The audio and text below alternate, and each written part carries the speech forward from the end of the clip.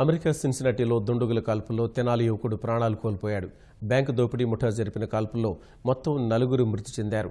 వారిలో గుంటూరు జిల్లా తెనాలి చెంచుపేటకు చెందిన 26 ఏళ్ల కందేపి పృథ్వీరాజ్ ఉన్నాడు. పృథ్వీరాజ్ మరణంతో కుటుంబ సభ్యులు కన్నీరు మున్నీరుగా వెలిపిస్తున్నారు. సిన్సినాటీలోని బ్యాంకులో గురువారం విధులు ముగించుకుని బయటకు వస్తున్న సమయంలో దుండగులు కాల్పులకు తెగబడినట్లు తెలుస్తోంది.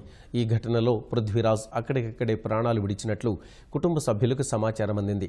6 ఏళ్ల క్రితం అమెరికా వెళ్లిన పృథ్వీరాజ్ అక్కడే బ్యాంకులో పనిచేస్తున్నాడు. పృథ్వీ తండ్రి గోపీనాథ్ గృహ నిర్మాణ శాఖలో డిప్యూటీ ఇంజనీరుగా పనిచేస్తున్నారు. అమెరికాలోని తెలుగు అసోసియేషన్లు బ్యాంకు నిర్వాహకుల సహాయంతో మృతదేహాన్ని స్వస్థలానికి తీసుకొచ్చేందుకు ప్రయత్నిస్తున్నారు.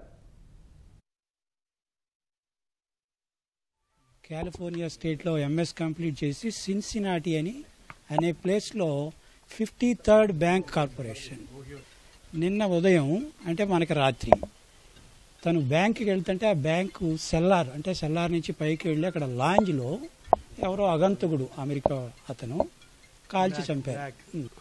మా తమ్ముడికి వచ్చి ఒక బాబు పాప, వీడు ఒక కొడుకు.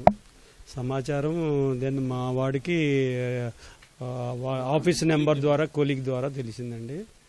Afterwards we are confirming that message from Thana also.